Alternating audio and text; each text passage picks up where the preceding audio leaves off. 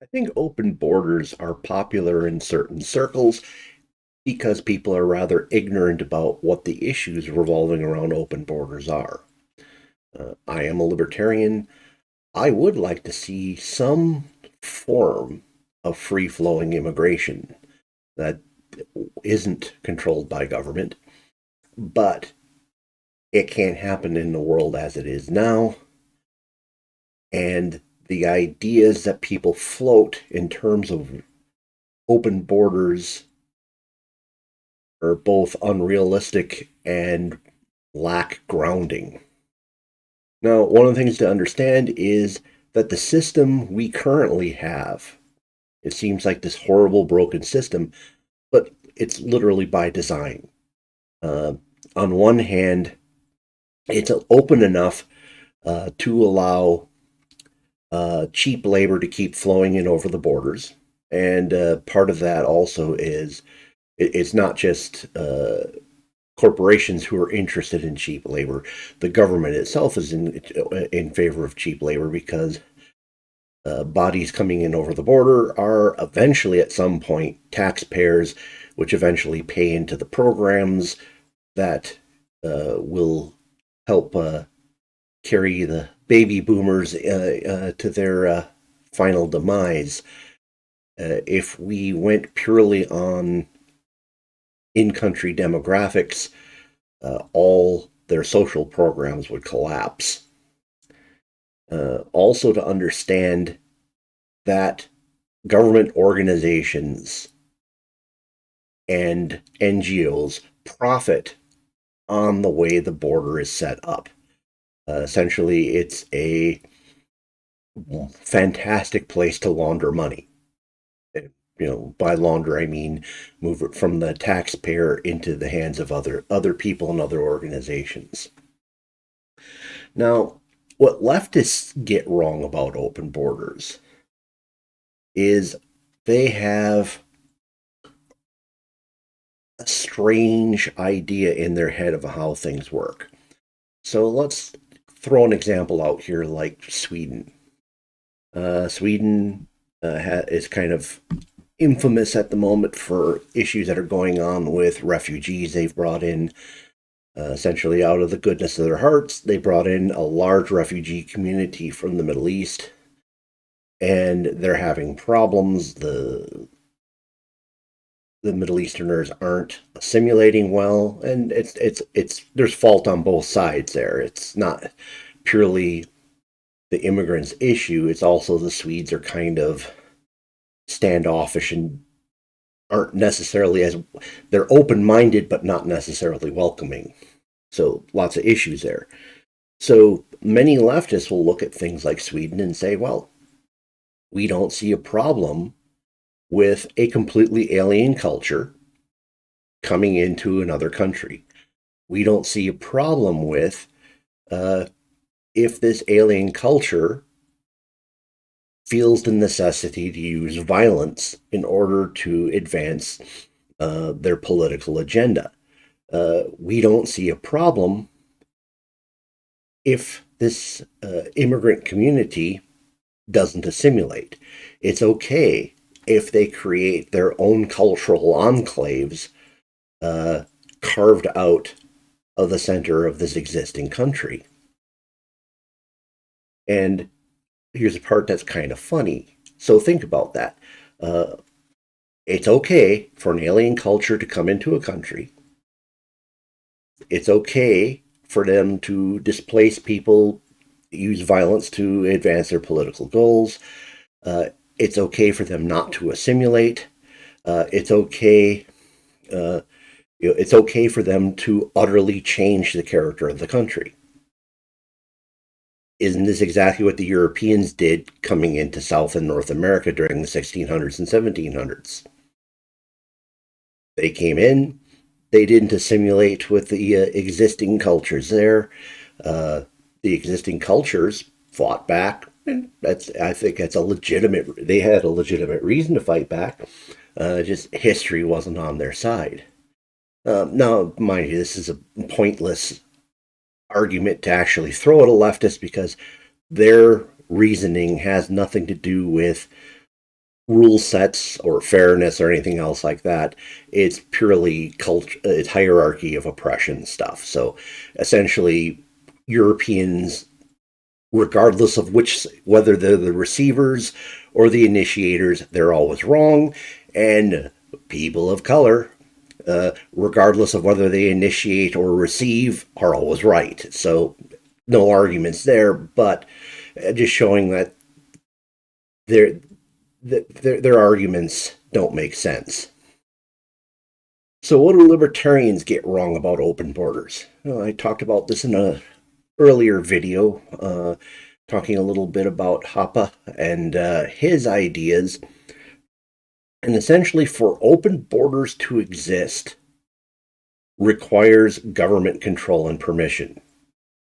Okay, so if Fantasyland in a purely libertarian economy, the government owns nothing. So that requires that at every point a person is transiting requires permission from somebody to be able to do it. To be able to cross land on foot would require permission of the property owner. In order to traverse the roadways, requires permission of those who own the roadways. In order to use trains or planes, airports, etc., all require the permission of the owner to allow people to pass through. And that permission could be just merely, did you pay your fee? But the government has made that kind of a moot point where they can say, well, no, you can cross over the border over somebody else's private property, and we're not even going to fulfill our basic government function of protecting your property. We are going to, without really consent of the taxpayer, at taxpayer expense, bus and plane people all over the nation to places that didn't specifically ask for those people to show up. So, in order for an open border scenario to work, requires that the government owns things and has the power to ultimately regulate things, where they have the final say so on it. Right. So, to understand, so if you look back in the 1800s, we did have pretty much an open border system to an extent. I mean, obviously, we had points where we started throttling various populations through choke point ports, Staten Island and such, in order to do some basic screenings. But even those basic screenings were minimal. I mean, we're basically looking for international criminals and people with contagious diseases. So, very different. So, what made the 1800s different than now? Well, consider at the time places like Mexico, Canada, places that were in easy transit to the United States were more on par with the United States economically. Obviously, it varied. I mean, if you were probably in an East Coast American city, you were probably a little bit more affluent than your average Mexican or anybody else in Central America. Maybe. I haven't done particular studies. They may have been even a lot closer than I even think. But the thing is moving from one country to the other is always a cultural hurdle. You always realize that there's going to be a price to pay in moving from one culture to the next. And if economically both sides are very similar, even if one side's a little worse than the other, the cultural hurdles might make the people say, hey, it's not worth it. If my standard of living improves 5%, it isn't worth having to learn a new language and lose the cultural understandings my family is known for generations in order to cross the border into the United States.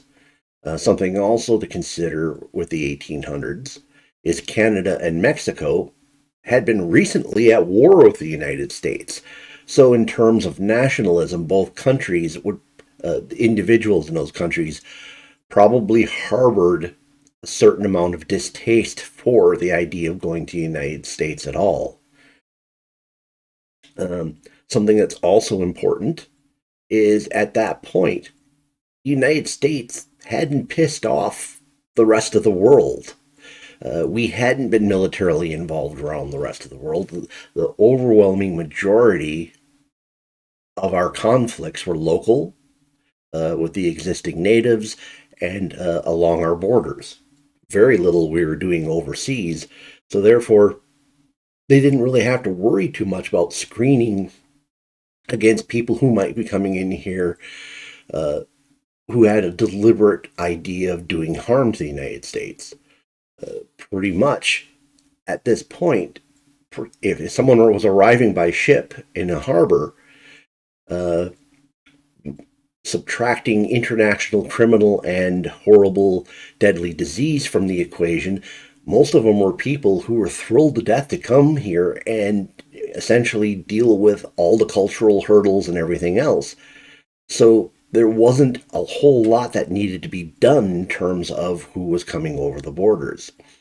Another thing to take into consideration is slow transport made the transmittal of deadly diseases less of an issue. So assume like a disease is spreading in a foreign land. Uh, if it takes a couple of weeks to get across the ocean and get to the United States, if it's a deadly disease, the carrier's dead. If it's a highly transmittable disease that's problematic, it'll probably sweep the ship and be done before they get here. You don't have the risk of somebody going, holy crap, I just got Ebola. I'm getting on a plane and I'm flying to the United States where I think the medical care will be better. By the way, that's a real situation. Someone actually did that. They caught Ebola, knew they had Ebola, and rather than deal with the local hospital system, they boarded a plane and came here. So those are some of the issues that weren't an issue in the 1800s that are now. Okay, so talk a little bit about the general concepts of increasing labor and what happens with that. Uh, I have a good grounding in Austrian economics, and I understand that uh, generally, if all things are equal and you don't have government intervention, bringing in immigrants is generally a net good. Uh, they're contributing to the economy. Uh, if they're not filling a job that was vacant, they're creating jobs. And even when they fill a job that was vacant, uh, their production tends to be creative of even more jobs. One of the primary arguments of the idea of immigrants lowering wages actually isn't a problem, it's a good thing. If all wages are generally being suppressed because of an increasing labor pool, it means all prices are going down. And we've seen this in the 1800s. It was a period of what they referred to as essentially benign deflation, where if you worked at a place, it was very unlikely you're going to see much of a wage increase at all. And it was very likely that if you were a newcomer, you might end up receiving a less of a wage than the people who were already there and didn't have much expectation of getting to their level for some time to come. But the thing is even with wage suppression, with wages being stagnant or falling, the standard of living was going up because every time your paycheck could buy a little bit more every time around. So I do understand the economic implications of this, but that's not reality because that scenario functions only without government intervention. So we need to talk about the idea of what is too much. Okay, so one of the faults of open borders is the idea of any number of people coming in isn't a problem. It's all good. But so if the population of the United States increased 25% in 1 year, even under the most uh, under the best circumstances, that would probably have a massively detrimental impact on the economy. It would probably have a massive impact on everybody's standard of living. And maybe it's not exactly 25%, maybe it's more, whatever. But the point being is there is an upper limit. We don't know what it is. And also, if there's an upper limit, it means okay, if a 25% increase in the population via immigration would be catastrophic, at what point do you cross the line from beneficial to slightly worse than it was? And the answer is you don't know the number, and no one can know that number. That number is impossible to calculate. So the idea of just letting people at their will come in any numbers they want isn't a logical argument. Okay, so what's the problem? Well, the problem, okay, and even that those numbers I'm talking about here, if we were in an ideal situation where government wasn't intruding in everything, that situation exists. However, it gets exasperated with the cost of immigration. And there is a cost of immigration. One of the things that Reason Magazine pointed out, and they're throwing it out as as proof that open borders would work, is the idea that essentially an immigrant family hits essentially whatever costs they make to society. They hit the break-even point at the point their children enter the workforce. And then from there, it's a gain. So, but the inference should be there is if there's this period where there is a financial cost to the economy that lasts until the next generation steps in, it means that if you put numbers too high, you're going to impact standard of living. It's a matter of trying to figure out, and again, there's no way to actually figure out these numbers, but if someone were omniscient, it would be doing the math of saying, okay, when this group of people, clears and starts becoming a net gain, you can refill that bucket with another group of people coming in, and you can basically keep it kind of steady. If you dramatically increase, like say the one group, the incoming group, in much greater numbers than the next group who's about ready to put their children into the workforce, you don't have a net gain because your new immigrants wiped out the net gain of the people who are moving up into the second tier. The children of these immigrants moving into the workforce. Again, can't calculate that number, but it has to exist somehow. Okay, so the thing you need to understand is, now, if you look in the 1800s, when somebody got off the boat and did their thing, you could almost guarantee that they were contributing to the economy within days and probably at worst case within weeks.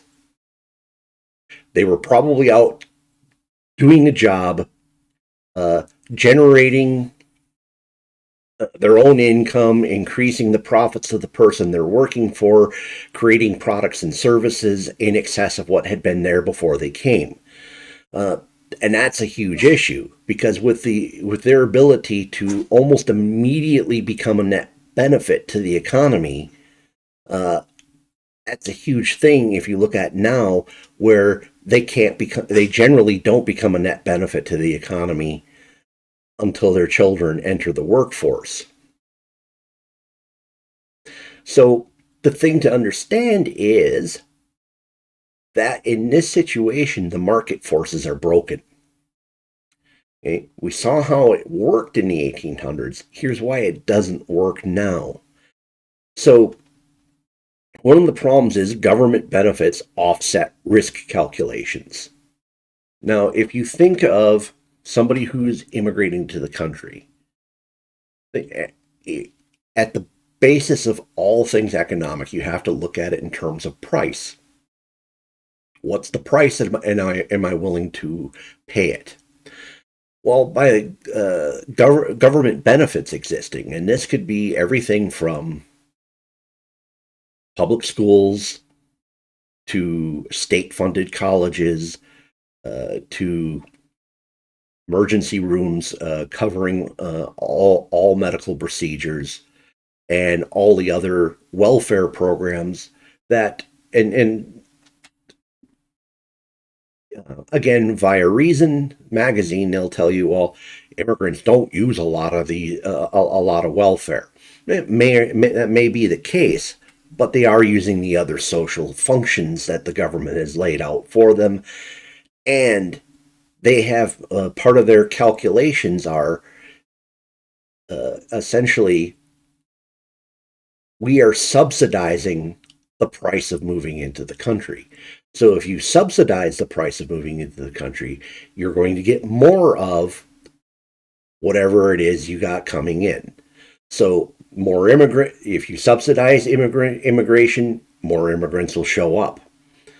And the numbers may not jive in the end in terms of improving our standard of living.